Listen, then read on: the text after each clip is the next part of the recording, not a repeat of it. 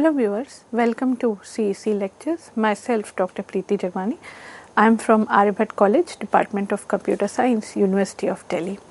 So in this lecture, today's topic we are going to cover two small topics in this lecture. One is pointer to objects and another one is array of objects. So you may recall that in the previous lecture we have seen the pointer this, which is kind of a very important implicit pointer passed with all non-static function calls.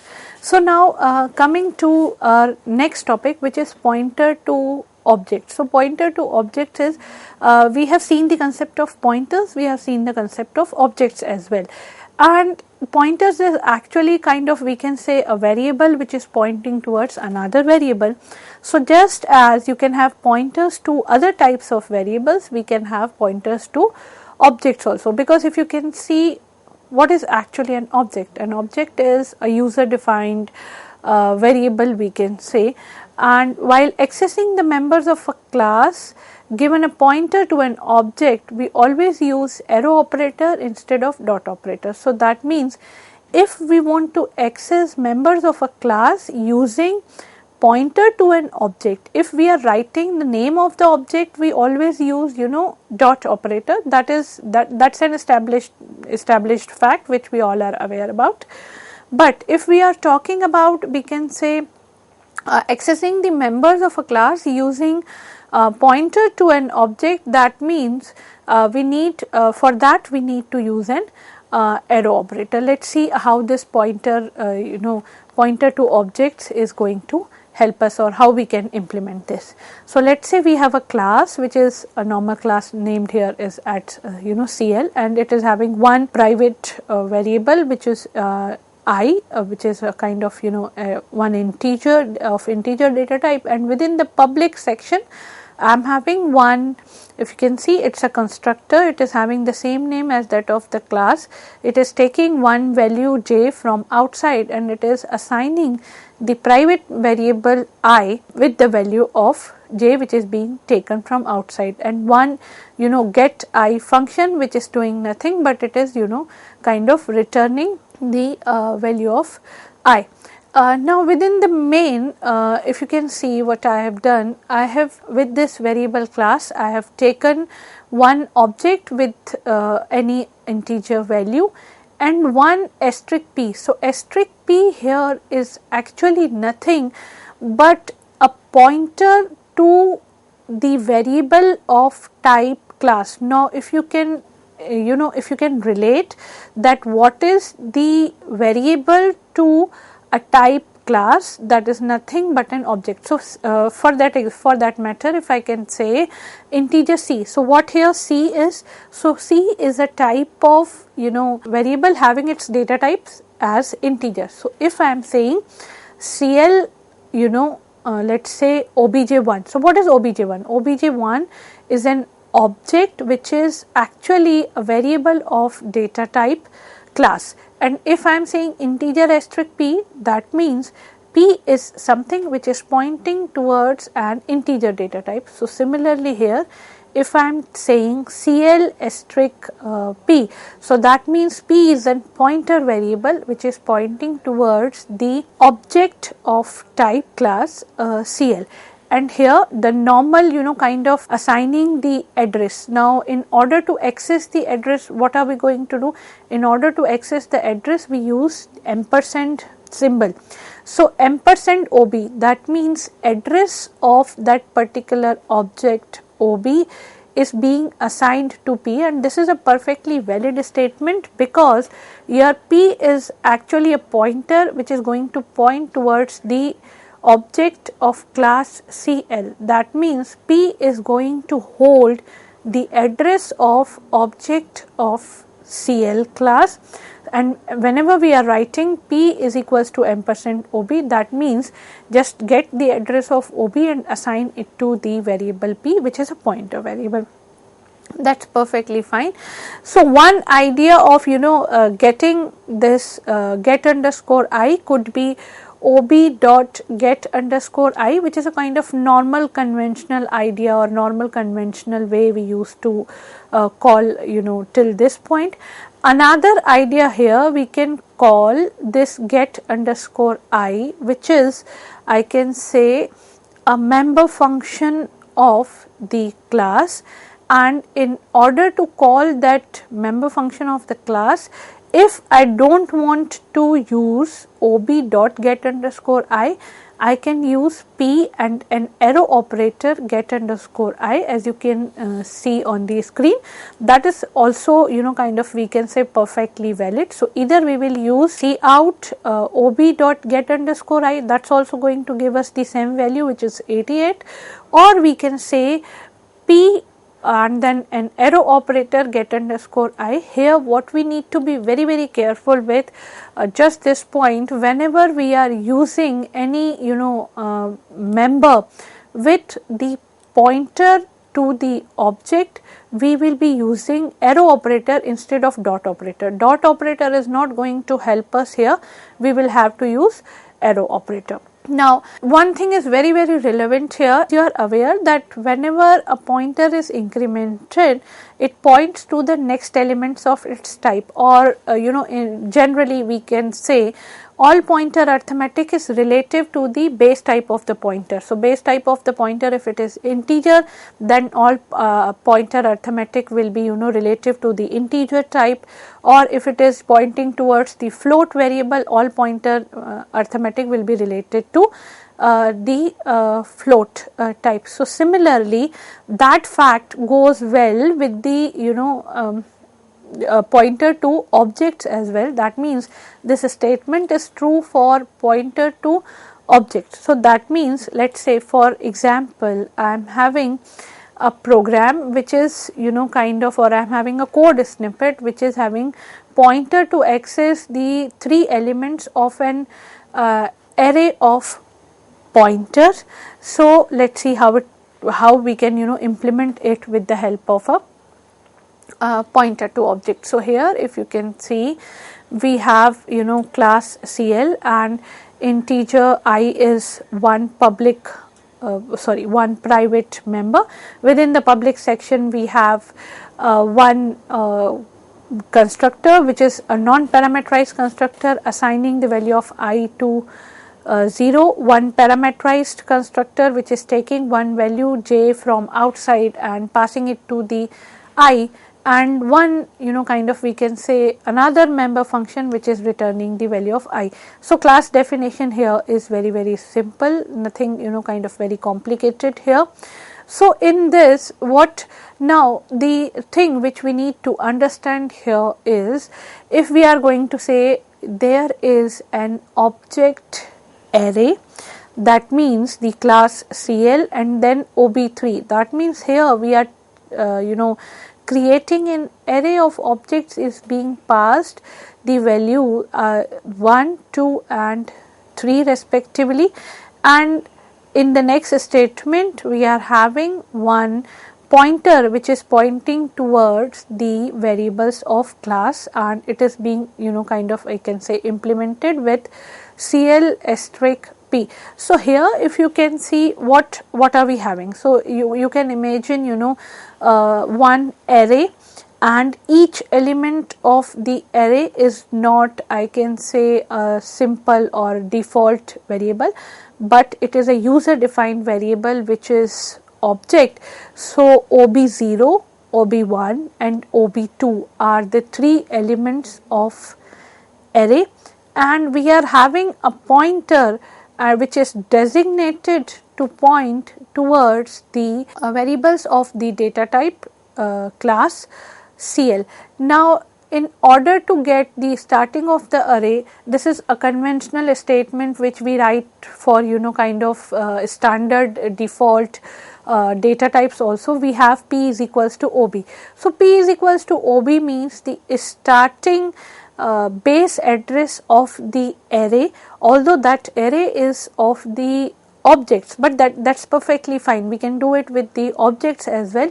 So, a starting array of the starting address of the or base address of the array OB is being given to P, and whenever I am going to increment P now, this P is going to point to the next object, because I have already told you that the whole pointer arithmetic is relevant or relative to the data type of the variable which is being pointed to. So, here the data type which is being pointed towards is nothing but the object. So, whenever I am saying P plus plus, that means my pointer P is pointing towards the next object. It will start from OB0, then vector accessing OB0. Whenever I am saying P plus plus, that means it will point to OB1 and then it will point to OB2 as well. So, here in this for loop, if we can see, it is written as for I is equals to 0, I less than 3 and I plus plus, or simple kind of a for loop, for which what are we going to do? We are going to call P arrow operator get underscore I. So, get underscore I here is doing nothing, it is returning the value of I. So, it will return the value of I as 1, 2 and 3. So, for first object, that is for I is equals to 0, it is going to do as kind of one time. Then if we are saying P plus plus, it will point towards OB1, then it will point towards OB2, and then this cycle will go on for all the 3 times and then you are done. So, basically what I am trying to say here is you can have one pointer to the objects as well, or you can make one array of the objects and you can have one pointer and then access all the elements of the array using that pointer, similarly as we do in case of kind of normal variables, not the objects, but this is valid for the objects as well. Now, another idea is you can assign the address of public member of an object to a pointer and then access that member by using the pointer. So, one idea is take one pointer, point it towards the one object, or take one pointer, point it towards the base address and then keep on incrementing and accessing the values of the other objects.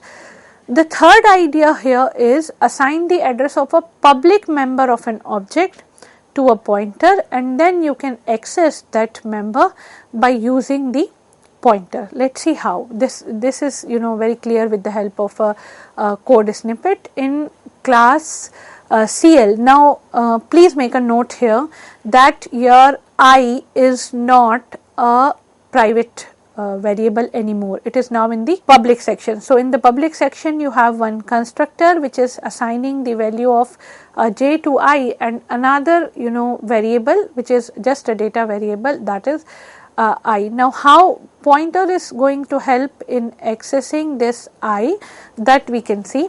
So, we have CL OB1, that means one object is being created with value 1 of I. Now, please note that here that pointer variable P asterisk P is a pointer towards the integer, because we are going to take the or access the value of I.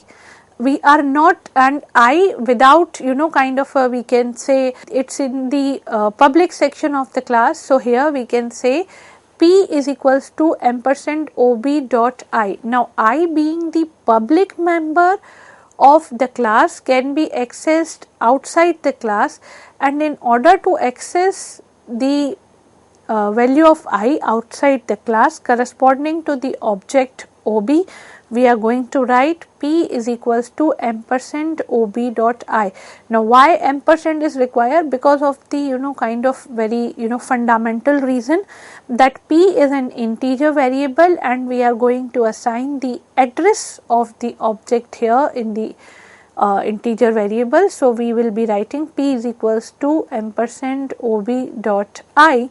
And similarly, as we do in case of other integer variables, in order to access I via OB, we will be saying C out asterisk P. So, that means this is going to we can say return, or this is going to print the value of value at p. So, value at p is the value of the variable I, which is nothing but a public, if you can see here, that is a public variable of the class CL, and whenever I am saying asterisk p, that strict means value at. So, value at p, that means we are looking for the value of I which is being pointed towards by 1. So, now here can be we can say multiple ways of accessing this I being the public member can be accessed outside the class. So, one way of accessing the value of I, so one value of accessing the value of I outside the class is taking a pointer, and that pointer is being accessed for that particular value. So, whenever we are talking about pointers to objects, we have seen three things here. One is pointing or taking one pointer, pointing towards it, pointing it to one instance of object. Another one is taking one pointer and pointing it towards the base of an pointer of an object array.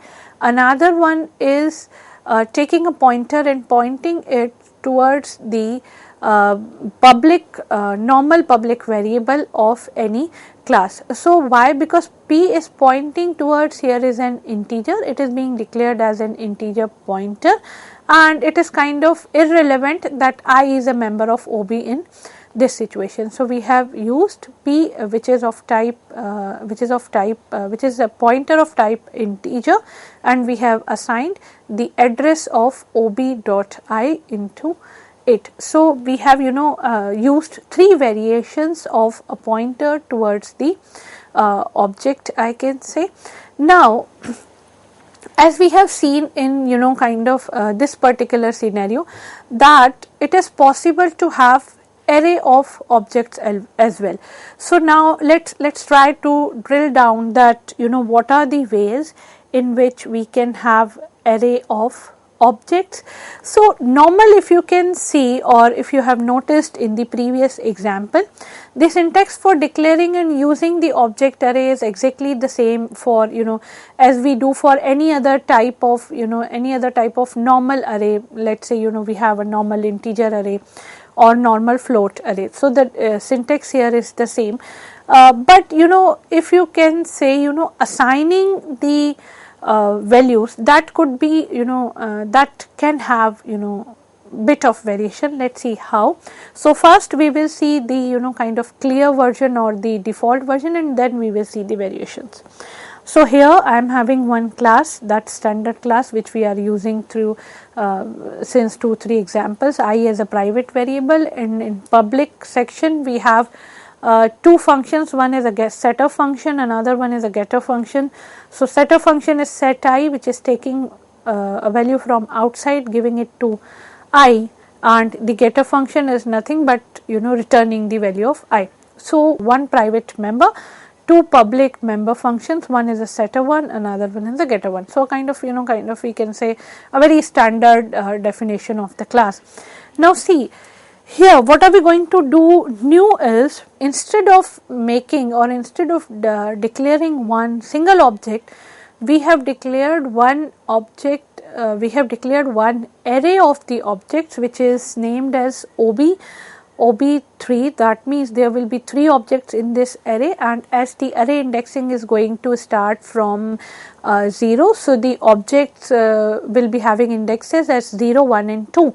So, OB0, OB1 and OB2 will be the 3 members of the array. There is an integer I, and this is a kind of, we can say, a loop control variable. For I is equals to 0, I less than 3, I plus plus. What is being done is OBI dot set underscore I plus 1. So, this is what this line is doing. This line is actually setting OB0 to 1, I of OB0 to 1, I of OB1 to 2 and I of OB2 2, 3. So, for each and every copy of I belonging to different objects OB0, OB1 and OB2, there will be the value of I 1, 2 and 3, and please remember this OB0, OB1 and OB2 are actually the members of an array of objects. And then what we did, we instead of using one single element or one single element or one single object, we have used it in the form of an array.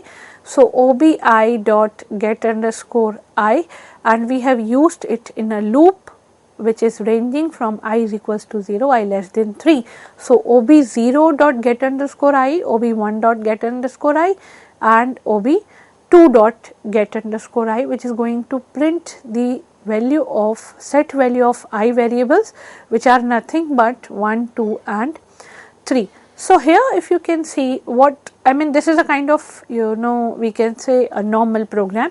The only addition or the only value addition here we have used, we have used array of objects instead of any normal array of, let us say integer values or of the float values. Now, two things are very important here.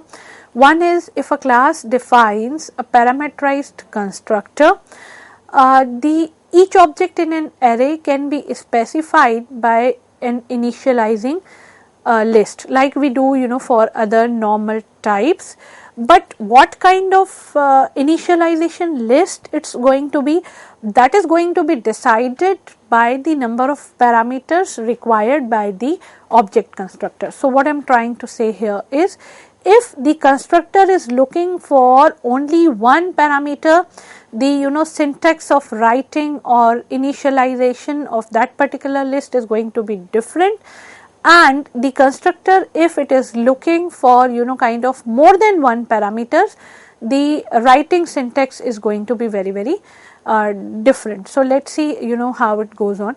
And with for constructor with only one parameters, we can simply specify a list of initial values as we do in normal array initialization syntax, in which each element in the array is created, a value from the list is passed to the constructor parameters, and then it is used for the initialization. Let us see this first kind of we can say the simpler method, in which there is only one parameter to the constructor. So, here you can see, here is a constructor of the class CL, in which there is only one parameter, which is j, and that j value of that j is being assigned to I, and get I is kind of a we can say a getter function which is returning this value of I. So, just one parameter in the constructor. So, whenever we are using or whenever we are initializing the value of these objects of the constructor of the object, so we can use normal initialization list, which is enclosed in the curly brackets. So, CL OB3 is equals to 1, 2, 3 in the curly bracket. So, this is a kind of we can say a very normal way of doing it, which we have done in the previous lectures as well. This could be a kind of a very I can say a normal, if it would have been a normal array of any default data type like integer or float, this would have been kind of we can say gone. So, CL OB3 is equals to 1, 2, 3. So, that means OB0 is going to be assigned with 1, OB1 is going to be assigned with OB2 is going to be assigned with 3, and using one more integer counter variable, we have used or we have accessed get underscore I, which is the getter function with each and every object. So, important here is nothing but the initialization of the constructor, which are being initialized just at the time of creating the objects which is in the form of an array. Now, here here we could have opted for a longer form, which is writing CLOB3, then within the parameter or within the initialization list of curly brackets we could have write CL1, CL2 or CL3, but the earlier version says we are just going to write 1, 2 and 3 within the curly brackets. So, this is actually a longer form, this one which we have used is actually a shorter form. Here in this longer form, if you can notice, the constructor for CL is invoked explicitly for each and every, each and every constructor for CL1, for CL2, for CL3 are invoked explicitly, and in the short form automatic conversion is applied to the constructor which are taking only one argument. Now, why I am insisting on taking only one argument? Because if a constructor is having more than one argument, let us say it is having two arguments, the whole scenario can get changed, because the short form can only be used to initialize object arrays whose constructor only require one argument. If the object's constructor require two or more than two arguments, we need to use longer initialization form explicitly or compulsorily. Here if you can see, I have taken the similar class with a different kind of set variables, private variables, which are 2 h and I, and in order to provide the value to these h and I, this is going to be a parameterized constructor with two parameters, and these two parameters are assigning the value to j and taking the value of j and k and assigning it to h and I, and two separate getter functions for getting the value of I and getting the value of h. So, now the scene arises, how are we going to assign the value to these constructors. So, here no short form is going to help us. Here we need to explicitly write CLOB3 is equals to CL12 is one parameter, CL34 is another set, and CL56 is the next set. As you can see on the screen, we just cannot write 1, 2, 3, 4, 5, 6 because compiler is not going to make automatically that 1, 2 will be for OB0, 3, 4 will be for OB1 and 5, 6 will be for OB2. For that, because the number of parameters are more than that, more than one, we need to take the longer form here, and this is what something which we need to be very careful about. That means a short form will do if you have only one parameter in the constructor. If you have more than one parameter in the constructor, you cannot have any short form here.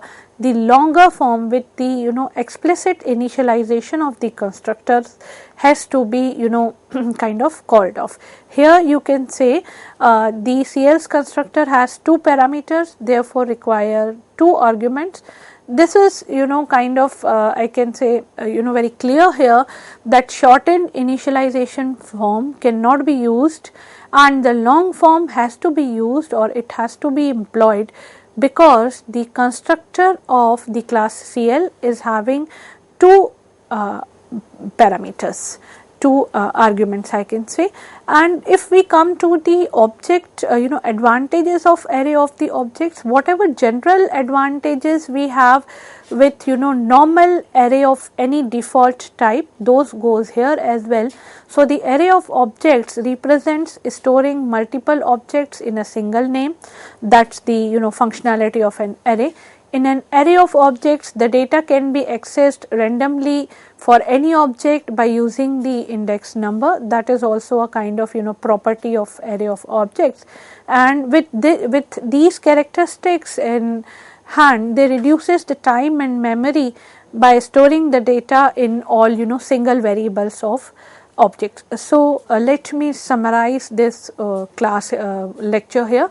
So, here we have seen array of objects, and within that array of objects we have seen two variations. One variation is when your constructor is having only one parameter, you can have shorthand initialization form, but if the constructor is having more than one parameters, then you need to go for the longer explicit form, that is for the array of objects. And we have also seen pointer to objects in this particular scene. So, hope you have enjoyed the lecture. Till then, till next, see you.